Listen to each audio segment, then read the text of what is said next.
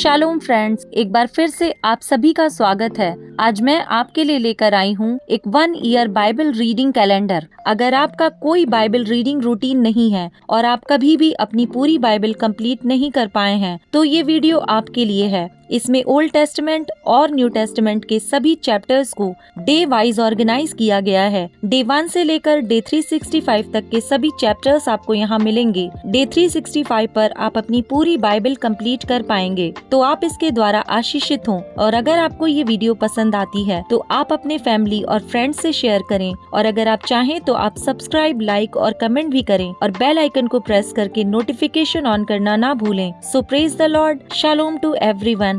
Let's get started. Day 131, 2 Kings, chapter number 1. Elia और राजा अहज्या। Ahab के मरने के बाद मोआब इजराइल के विरुद्ध हो गया। अहज्या एक जालीदार खिड़की में से जो शोमरोन में उसकी अटारी में थी गिर पड़ा और बीमार हो गया। तब उसने दूतों को यह कहकर भेजा, तुम जाकर एक्रोन के बाल जबूल नामक देवता से यह पूछ आओ कि क्या मैं इस बीमारी से बचूंगा कि नहीं। तब यहोवा के दूत ने तिशबी एलिया से कहा, उठकर शोमरोन के राजा के दूतों से मिलने को जा और उनसे कह, क्या इजराइल में कोई परमेश्वर नहीं जो तुम एक्रोन के बाल जबूल देवता से पूछने जाते हो। इसलिए अब यहोवा तुझसे यूं कहता है, जिस पलंग पर तू पड़ा है उस पर से कभी ना उठेगा, परंतु मर ही जाएगा। तब एलिया चला गया। तब अहज्या के दूत उसके पास लौट आए। तब उसने उनसे पूछा, तुम क्यों लौट आए हो? उन्होंने उससे कहा, एक मनुष्य हमसे मिलने को आया और कहा, जिस राजा ने तुमको भेजा है उसके पास लौट कर कहो, यहोवा यह कहता है कि क्या इजराइल में कोई परमेश्वर नहीं जो तू एक्रोन के बाल जबूल देवता से पूछने को भेजता है। इस कारण जिस पलंग पर तू पड़ा है उस पर से कभी ना उठेगा, परंतु मर ही जाएगा। उसने उनसे पूछा, जो मनुष्य तुमसे मिलने को आया और तुमसे ये बातें कही उसका कैसा रंग रूप था?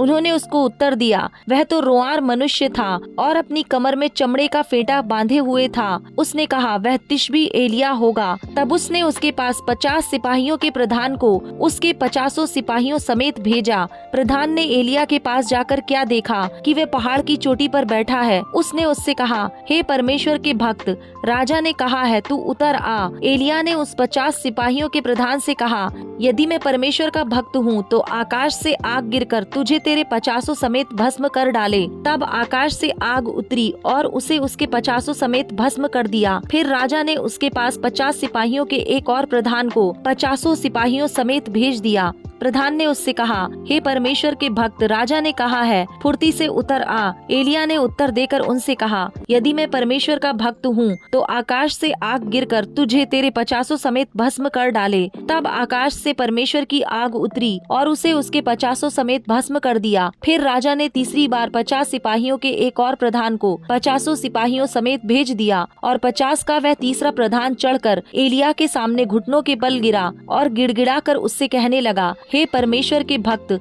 मेरा प्राण और तेरे इन 50 दासों के प्राण तेरी दृष्टि में अनमोल ठहरे। 50-50 सिपाहियों के जो 2 प्रधान अपने अपने 50 समेत पहले आए थे, उनको तो आग ने आकाश से गिरकर भस्म कर डाला, परंतु अब मेरा प्राण तेरी दृष्टि में अनमोल ठहरे। तब यहोवा के दूत ने एलिया से कहा, उसके संग नीचे जा, उससे मत डर। तब एलिया उठकर उसके संग राजा के पास नीचे गया और उससे कहा, यहोवा यो कहता है, तूने तो एक्रोन के बाल जबूल देवता से पूछने को दूत भेजे थे, तो क्या इजराइल में कोई परमेश्वर नहीं कि जिससे तू पूछ सके। इस कारण तू जिस पलंग पर पड़ा है उस पर से कभी ना उठेगा, परंतु मर ही जाएगा। यहोवा के इस वचन के अनुसार जो एलिया ने कहा था वह मर गया। उसकी संतान न होने के कारण यहोराम उसके स्थान पर यहूदा के राजा यहोशापात के पुत्र यहोराम के दूसरे वर्ष में राज्य करने लगा। अहज्या के और काम जो उसने किए वह क्या इजराइल के राजाओं के इतिहास की पुस्तक में नहीं लिखे हैं। 2 किंग्स चैप्टर नंबर 2। एलिया का स्वर्गारोहण।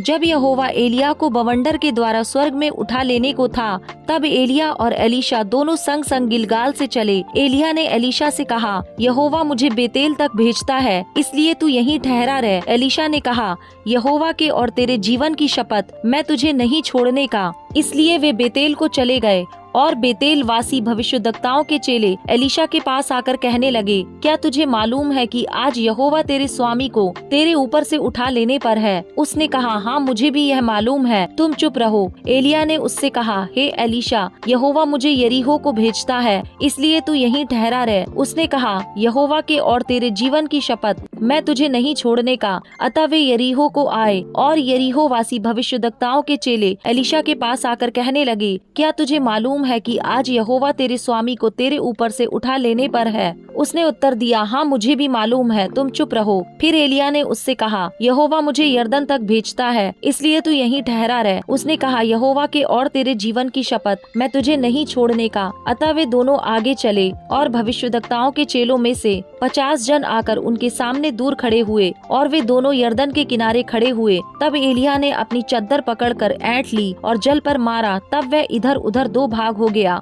और वे दोनों स्थल ही स्थल पार उतर गए। उनके पार पहुंचने पर एलिया ने एलीशा से कहा, इससे पहले कि मैं तेरे पास से उठा लिया जाऊं, जो कुछ तू चाहे कि मैं तेरे लिए करूं वह मांग। एलीशा ने कहा, तुझ में जो आत्मा है उसका दूना भाग मुझे मिल जाए। एलिया ने कहा, तूने कठिन बात मांगी है, तो भी यदि तू मुझे उठा लिए जाने के बाद देखने पाए तो तेरे लिए ऐसा ही होगा, नहीं तो ना होगा। वे चलते चलते बातें कर रहे थे कि अचानक एक अग्निमय रथ और अग्निमय घोड़ों ने उनको अलग अलग किया और एलिया बवंडर में होकर स्वर्ग पर चढ़ गया और उसे एलीशा देखता और पुकारता रहा, हाय मेरे पिता, हाय मेरे पिता, हाय इज़राइल के रथ और सवारों। जब वह उसको फिर देख ना पड़ा तब उसने अपने वस्त्र पकड़े और फाड़ कर दो भाग कर दिए। फिर उसने एलिया की चद्दर उठाई जो उस पर से गिरी थी और वह लौट गया और यरदन के तट पर खड़ा हुआ। तब उसने एलिया की वह चद्दर जो उस पर से गिरी थी पकड़कर जल पर मारी और कहा, एलिया का परमेश्वर यहोवा कहाँ है? जब उसने जल पर मारा तब वह इधर उधर दो भाग हो गया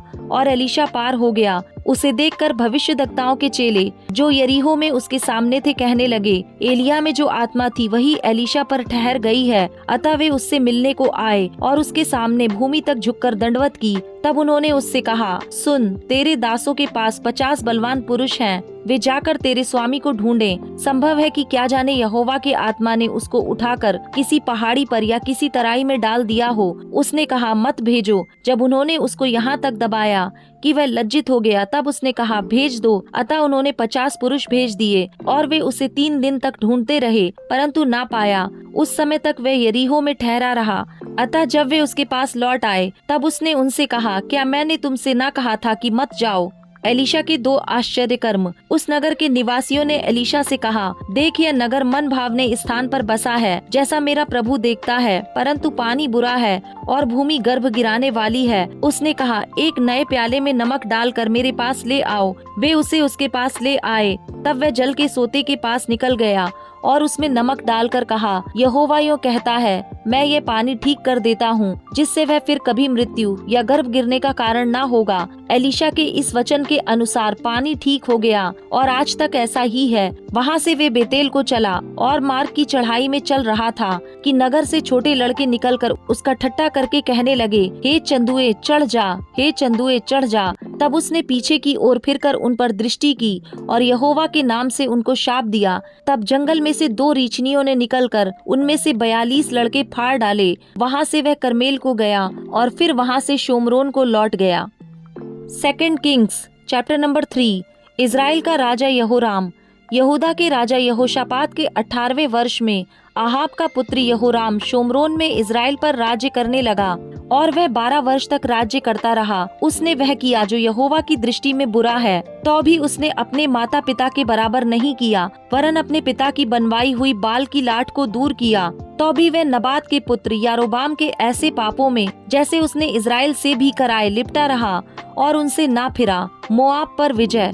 मोआब का राजा मेशा बहुत सी भेड़ बकरियां रखता था और इज़राइल के राजा को 1 लाख बच्चे और 1 लाख मेढ़ों का ऊन कर की रीति से दिया करता था। जब आहाब मर गया तब मोआब के राजा ने इज़राइल के राजा से बलवा किया। उस समय राजा यहोराम ने शोमरोन से निकलकर सारे इज़राइल की गिनती ली। तब उसने जाकर यहूदा के राजा यहोशापात के पास यह कहला भेजा, मोआब के राजा ने मुझसे बलवा किया है, क्या तू मेरे संग मोआब से लड़ने को चलेगा? उसने कहा, हाँ मैं चलूंगा। जैसा तू वैसा मैं, जैसी तेरी प्रजा वैसी मेरी प्रजा, और जैसे तेरे घोड़े वैसे मेरे भी घोड़े हैं। फिर उसने पूछा, हम किस मार्ग से जाएं? उसने उत्तर दिया, एदोम के जंगल से होकर। तब इजराइल का राजा और यहूदा का राजा और एदोम का राजा चले, और जब 7 दिन तक घूमकर चल चुके, तब सेना और उसके पीछे पीछे चलने वाले पशुओं के लिए कुछ पानी ना मिला।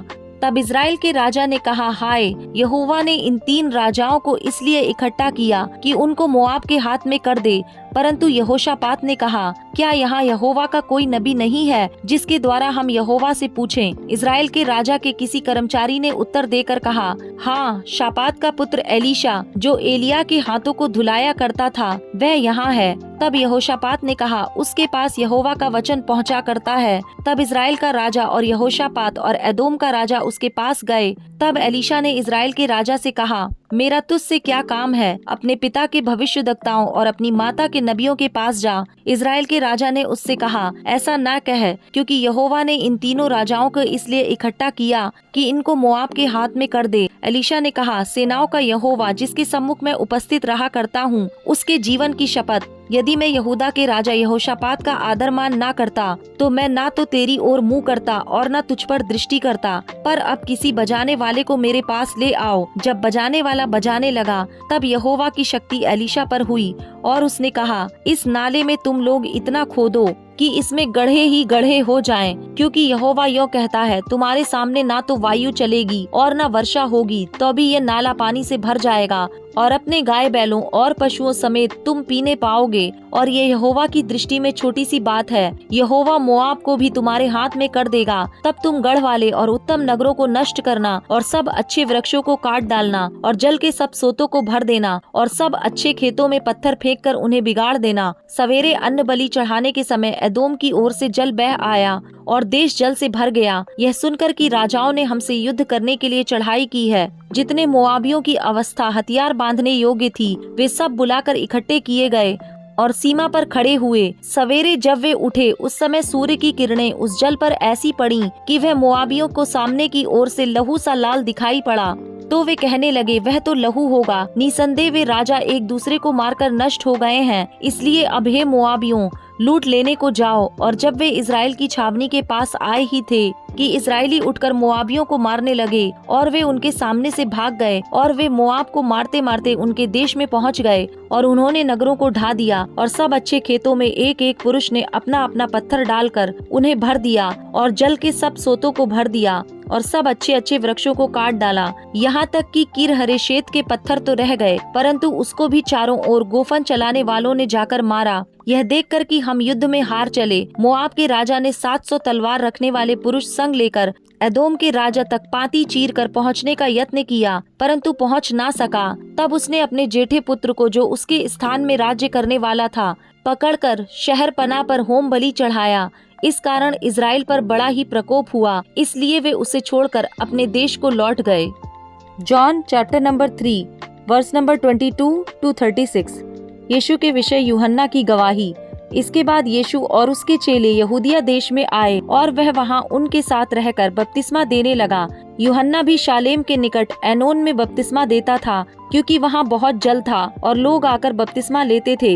यूहन्ना उस समय तक जेल खाने में नहीं डाला गया था। वहां यूहन्ना के चेलों का किसी यहूदी के साथ शुद्धि के विषय में वाद विवाद हुआ, और उन्होंने यूहन्ना के पास आकर उससे कहा, हे रब्बी, जो व्यक्ति यरदन के पार तेरे साथ था और जिसकी तूने गवाही दी है, देख वह बपतिस्मा देता है और सब उसके पास आते हैं।